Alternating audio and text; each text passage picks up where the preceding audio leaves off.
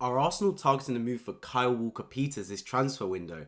Yes, people, welcome back to another Arsenal transfer news video. As always, if you want to be kept up to date with daily Arsenal transfer news vids, this is a place where you have to subscribe down below on my road to 5,000 subscribers, and importantly hit the bell notification button so you never miss a future video on this channel. And please let me know your thoughts in the comment section regarding Kyle Walker-Peters. I'd absolutely love to hear it. Let's get straight into the tweet brought today by Dobbo, and it states this: Arsenal do hold a long-standing interest in Kyle Walker-Peters. Arteta is a big fan of him. Arsenal may move back into the market to seek cover for Timber, who is set for a lengthy spell on the sidelines. Yet to be seen if Arsenal make a move, and it's one to watch, 20 million value in brackets. And as Dobbo unfortunately said, this has come about because of this. Official, Jurrien Timber has torn his anterior cruciate ligament, his ACL. As consultant specialists confirm after further check with Arsenal, we can confirm that Jurrien Timber has sustained an injury to his ACL in his right knee. Jurrien will undergo surgery in the coming days. And we all know what that means. When you tear your ACL, you're out for a long time. We're not talking about weeks, we're talking about months. And at least 5-6 months at most occasions. And the saddest thing is when you do make a recovery from the ACL, more often than not, you don't even end up being the same player ever again.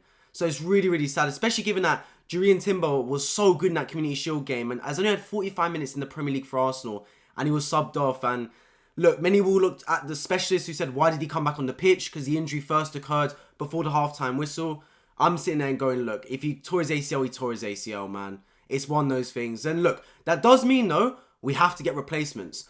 Arsenal need to build an anti-fragile squad. We've heard that Kevin De Bruyne has torn his hamstring, apparently, or something along those lines, and he will be out until 2024. Man City aren't his sweating bricks. They've got adequate replacements. So Timber's out. It's a massive shame. But now we need to address this. We've addressed this by next man up mentality. Tomiyasu comes in, Tierney stays around the football club, Zinchenko comes back into the team, or the transfer market is open, we go and address it with some signings. I think Kyle Walker-Peters would be a brilliant signing to bring in, because I think he's a player that, we've had interest in before, which is true. I know obviously he came from Tottenham, has gone to Southampton, but also he won't be too expensive. Southampton just got relegated. We know they sold Lavia for 58-60 million to Chelsea. We know that Kyle Walker-Peters as well is one of their better players that could be sold on, and because of the fact that they got relegated, they need to raise funds somehow, some way.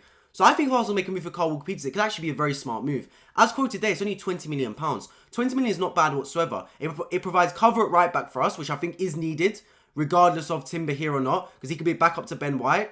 And also, at 20 million, it's a steal. Genuinely, it's a steal. He won't need to start many games. He can come off the bench and just be a player around the squad. I think it makes a lot of sense, this move, if Arsenal do go for it. Now, whether Arsenal do go into the market, we're not too sure. I'm hearing reports that Arsenal going to meet internally now that they have confirmed the Timber news to decide what their next step is, whether they are to step into the transfer market. Because I do believe that if Timber didn't get injured, Arsenal would not be signing any more defenders this transfer window. But with Timber's injury, it looks like Arsenal could dip it back into the transfer market and see what's available. The problem is, if Arsenal going for a defender now, every club knows that it's because of the Timber injury. So the price will go up a little bit because they know we're a little bit desperate in that sense. But I don't think we need to be. I genuinely think we've got enough cover. The whole point of signing adequate replacements is that you don't stress and you don't panic when injuries happen. Injuries are part of football. If someone gets injured, it happens. Obviously, it's sad, but someone has to come in and fill his space.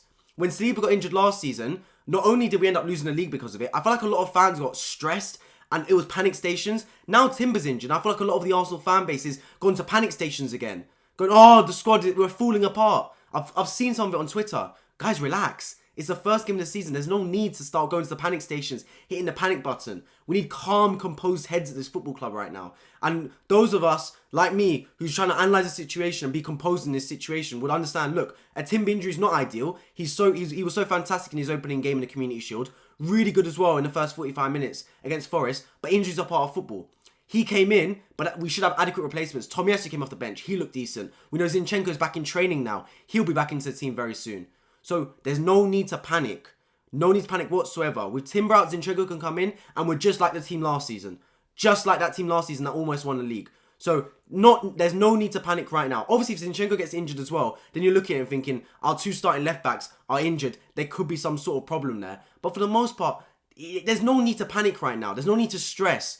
It's too early in the season for things like that to happen. Timber gets injured, fine. Like I said, not ideal, but we move on. We dip into the transfer market or we deal with the squad we've got.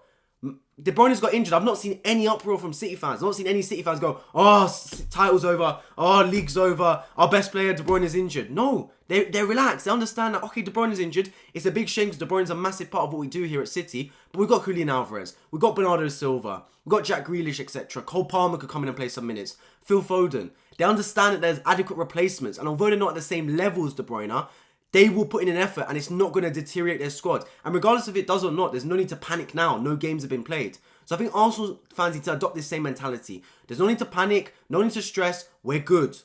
Timber's injury, not ideal. I didn't think he'd be an ACL at the time. I thought he'd be out for maybe 2 weeks with some dead leg or something. Obviously, it's not what we wanted, but it's a way of football. We got to build an anti-fragile, resilient squad that can compete with setbacks like this. And I think we've done that in the transfer market. We brought in David Raya. We brought in Timber. We brought in Havertz. We brought in Rice. We've signed 4 squad players that can play a big part in us winning the league this season. And who have we sold really? Granit Xhaka. So it's looking good. We're signing these players that can help us. And we've only really lost 1 player in Xhaka who would contribute to our squad. So look, there is 3 weeks left this window. Or sorry, around 2 weeks left this window. So we can afford to bring in another player. We've got the time to do it. But even if we don't, I wouldn't be too stressed. For me, I'd rather see Arsenal sign like a Mohamed Kudus. I'd rather us go for a player like that because I think he'd be more of an impact in centre mid and backup as a right winger than go for a backup in Kyle Walker-Peters personally, just because I think Kudus will have more of an impact and I think we can survive our back four. But I wouldn't be surprised right now if Arsenal do make another signing. I think Kudus would be the player Arsenal go for, but maybe this Timber injury, we put Kudus even more on the back burner and are now prioritising the defenders to come in like Kyle Walker-Peters. Look, if Kyle Walker-Peters does come in and we sign him for around £20 million, I think that'd be fantastic business. I genuinely believe so. Even if we get him on like a loan with like an option to buy at the end of the season, that could work really well as well, because then if he doesn't play that well, we can just not renew him, but we would have got his services for the year when Timber's out injured. So I think there's multiple avenues in which we can get this done. We saw with the David Raya deal, Arsenal used a loan to get that one over the line. So we're adept at using loans to get certain players into our football club. So look, Edu's done some good business so far. He needs to step into the market one more time, I do believe. In other news, I'm hearing that following Balogun could eventually be on his way out of Arsenal Football Club. Monaco interested. They originally looked at around 30 million, but Arsenal straight up declined it. And it now seems Monaco are looking to go up to the 50 million euro mark, exactly what Arsenal desire. If that's the case, for me, I'd sell Balogun, right? I know that he's got great potential. I know he scored 20 goals last season. I know a lot of Arsenal fans are crying out for a goal scorer. But we have to understand the bigger picture here. Last season, we almost won the league and Balogun wasn't in our squad. We want to build a squad of winners right now. So for me, if Balogun wants to go, as it sounds like he does want to go, and we send him to Monaco, good business. We get him out of the Premier League, so he doesn't have to go to another Premier League club and tear it up there. And we send him over to Monaco. We get a good amount of money that can be reinvested. I think it's good business. All ends up if Arsenal get this one over the line. So yeah, I think it'd be a shame obviously to see Balogun go because I think he's got a lot of potential. I remember talking about him when he first burst into the scene in the Arsenal Academy saying this is going to be a top player. But I have to understand the bigger picture here. I have to look at the chessboard and understand that Balogun's purely a bishop in Arsenal trying to win the league. You have to sacrifice these type of players to bring in some real top quality into this football club. So if Balogun's to go and we use that money to bring in Kudus and Kyle Walker-Peters,